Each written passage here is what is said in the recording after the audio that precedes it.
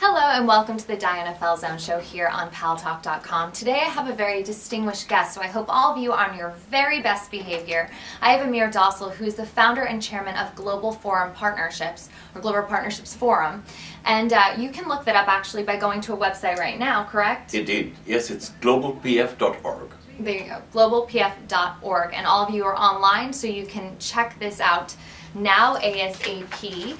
And Amir, you are doing amazing things with the Global Partnerships Forum. But first, I want to tell our viewers exactly how you got involved with the UN, because for many, many years you were the liaison really between the UN and also a lot of celebrities for those interested in celebrity culture, and really brought awareness to what was going on throughout the world, really. Well, thank you, Diane, for having me, actually. This is really exciting. At the UN, sometimes, people make mistakes. The UN recruited me about 25 years ago. That wasn't a mistake. and I have to say that I was very fortunate to be involved in creative partnerships. The UN is about engaging people, it's about the private sector working together, but often it doesn't know how to deal with the private sector.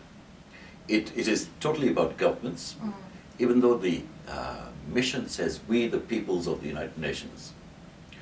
So in 1999, Ted Turner came on the scene, and he committed $1 billion to the United Nations. And I was privileged, and I happened to be in the right place at the right time. I was asked by then Secretary General Kofi Annan to come and build that relationship. So I went down to Atlanta, met with Team Turner, what we call. And at that time, it was very new to the UN. We never hadn't worked with the private sector in the past. So we gave them special dispensation to create a foundation called the UN Foundation. And we created an office in the UN called the UN Fund for International Partnerships, which subsequently became the Partnerships Office. And I had the privilege of leading that relationship. The best thing that happened was that when Ted came on the scene, others came to us and said, "Well, if you can work with Ted Turner, why can't you work with us?" And it became clear that their focus was, how can we address social causes? Things like diseases, TB, malaria, AIDS, typhoid, etc. How can we address education challenges? Often in developing countries, girls have limited access to schooling. And we had the opportunity to build new kinds of programs which would bring girls into the equation. The other issue which we all face with, one way or another, is impact of climate change, environmental issues.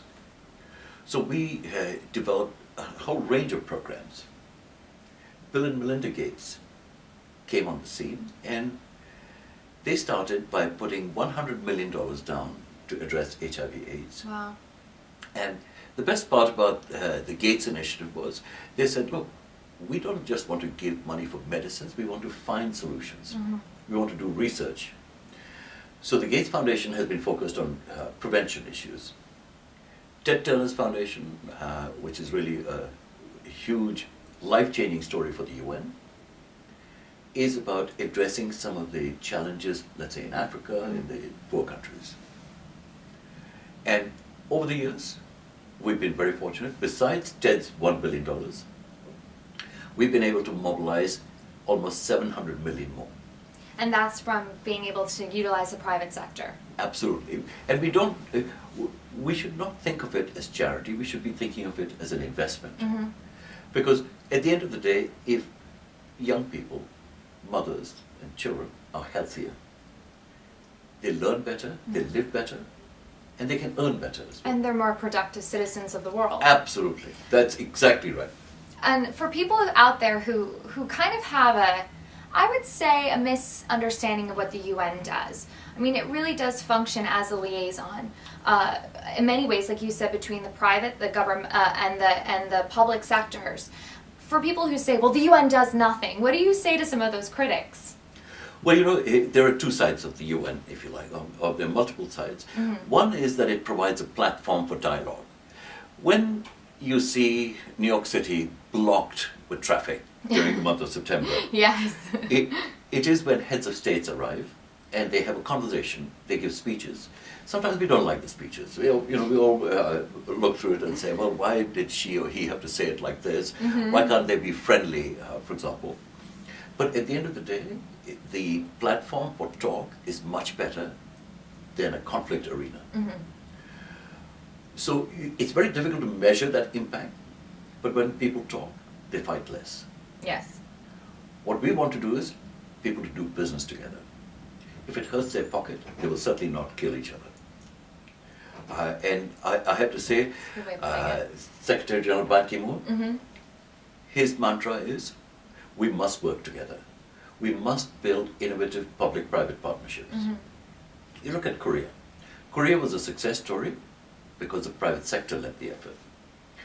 What used to be called in the 70s the tiger countries, actually. So the UN, on the one hand, is about a platform for political dialogue, but the bigger version is about peacekeeping, avoiding conflicts, and another major component is about economic and social programs. That's when issues relating to health and education, environmental issues, providing safe drinking water for the poor. There are 2 billion people who don't have access to clean water. And people in the United States can't even comprehend that. Yes. So when you think of it, 2 billion out of a current population of 7 billion, huge number actually, but kind of almost 30% of the world's population, 1 in 3, what we are so accustomed to having clean water, and when you open the tap, clean water comes up, they have filthy water. So that's the kinds of programs we are focused on, for example. Isn't it an overwhelming task though, because the UN obviously is global, it's all over the world, and how do you prioritize what is most important? Is it the water issues, or is it because you've just divided the UN working with the private sectors, the public sectors, have so many wonderful NGOs, nonprofit organizations, that everyone is kind of a small army working for a great cause? So you will be interested to know that a lot of the work gets done, for example, by NGOs as well. And you'll be very pleasantly surprised to hear this. In the American tradition, Americans give almost $400 billion in charity. Wow. Which is bigger than many countries' gross domestic product, for example. And it's not recognized widely, or it's not understood, that fact. So how do those come about? Some of them, or quite a lot, goes through churches and synagogues. But a substantial portion goes to help address the needs of the poor. To help with maybe building wells, help with providing education for boys and girls, help with environmental issues, sanitation issues, help provide jobs. And jobs you can only provide if you educate the young people properly. So that model, by the way, is what we try and promote. We really try and promote social entrepreneurship in a sort of very clear way, where social entrepreneurs who arrive, business community who arrive, can invest in people for social change. And in terms of investment, right now we look at the Occupy Wall Street movement, and it seems that everyone has very passionate ideas of what's going on with our fiscal economy, and it's obviously a social problem as much as a financial. How is the UN addressing this? So the biggest issue is Occupy Wall Street and Occupy Italy and etc. It's about creating jobs. People feel very concerned that there is a greater divide between the haves and the have-nots. Yes. And I have to say that there's a lot being discussed now to find long-term solutions. And these solutions can only come about if we create sustainability for people. So at the end of the day, jobs, jobs, jobs is key. And we feel that the way to address this is through innovative public-private partnerships. You see, the private sector cannot just invest in something if they are unsure about the stability or the environment of a particular business sector.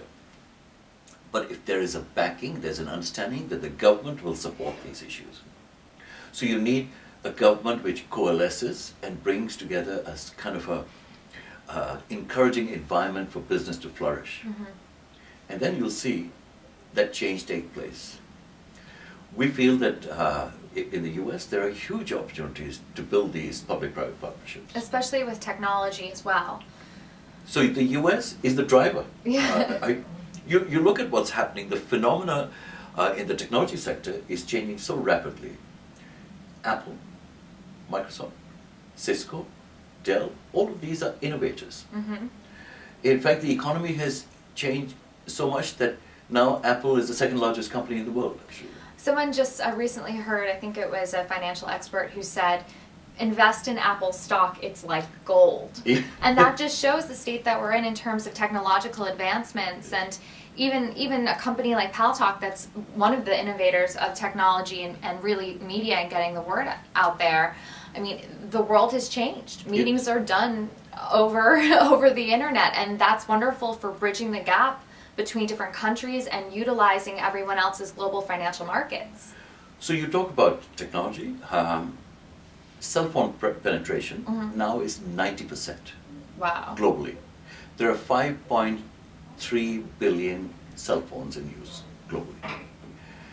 It's remarkable, actually. Although I have to say that broadband penetration is not adequate. And even the FCC, the Federal Commissioner for Communications, he's focused on addressing broadband access in the rural communities in the United States. Well, obviously knowledge is power. Yes. And I think, like you said, there's that gender disparity internationally speaking.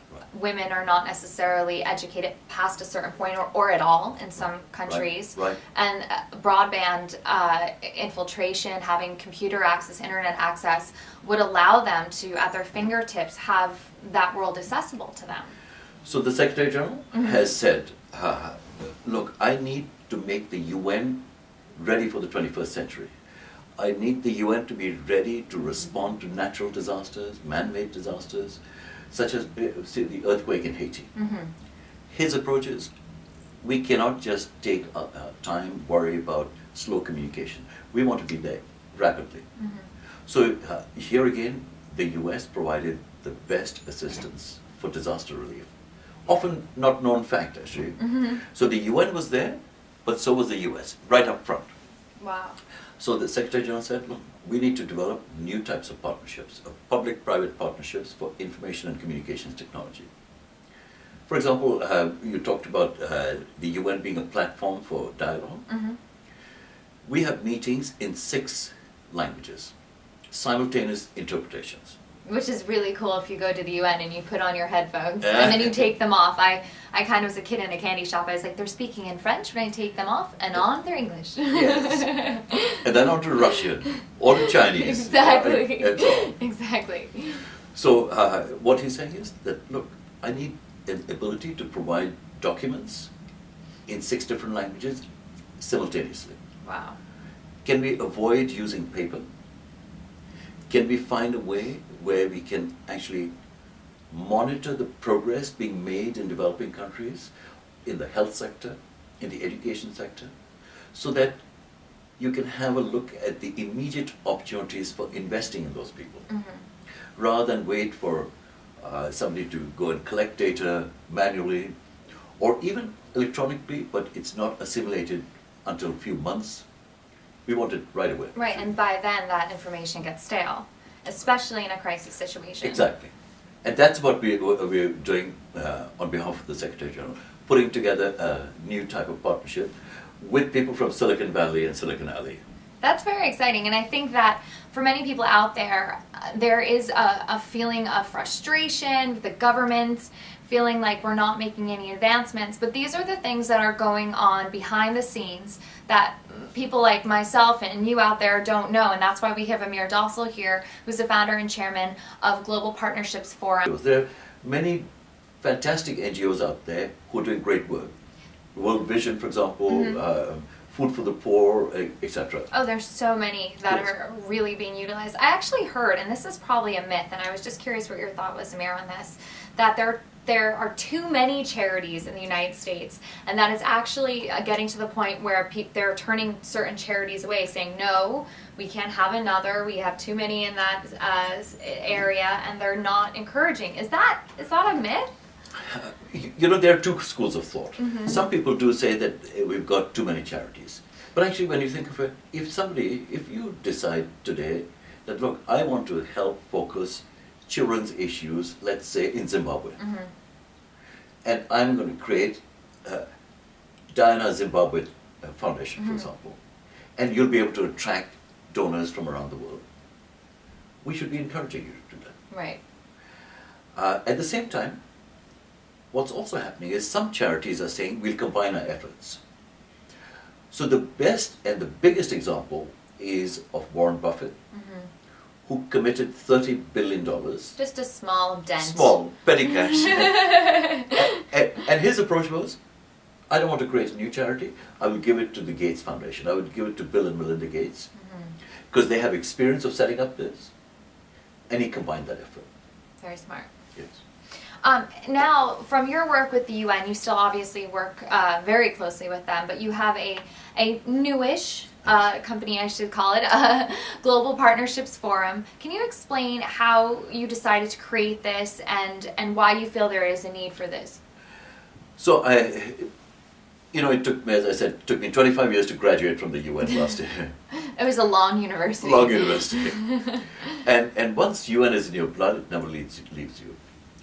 It also became clear to me that having learned over the years about the need for working with others, about the opportunities which are out there, especially the interest from the private sector, from governments wanting to do things together, I thought the best use of my time would be to create this forum, this platform, where people can develop innovative public-private partnerships. And it's focused on investing in people for social change. And the idea is very simple. There are companies who feel that they have a very good business model. We try and engage them in ways where they see it as beneficial to invest in the poor. And this way it creates markets for them. It creates jobs for the people in developing countries. In turn, they become consumers. So when they create jobs, the people earn better, they learn better, their children learn better. They grow up, as you said, become members of society. And this way we avoid conflicts. So even the foundations, even NGOs are saying, can you help us find new partners? Wow. So we work with a variety of networks. We discussed earlier on about the Broadband Commission, for example. Broadband Commission consists of 35 commissioners globally, which is focused on providing broadband access. Now in Africa, for example, broadband penetration, how you are able to get to 120 million people. Yeah. Can you imagine, 5 years ago this didn't exist? No, not at the numbers, no. A new phenomenon. I would expect that in 5 years' time, you'll have 2.2 billion people. I think our CEO would be very happy with you. So what we want to do is to get people, as you say, information is power.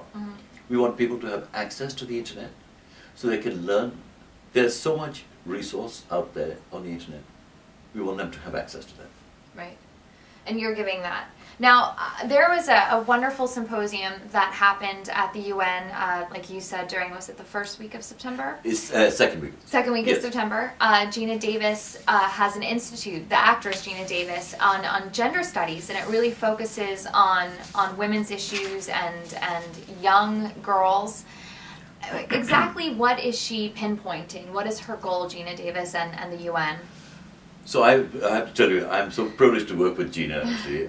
She happens to be an ambassador of the Global Partnerships Forum, and we did a joint event together with her to launch a study about gender in media. Excuse me. There's this perception about how women are portrayed by the media. And I have to say to you, I'm part of that species which hasn't done a good job in providing equality. 50% of the world's population, maybe even 50.2%, are women.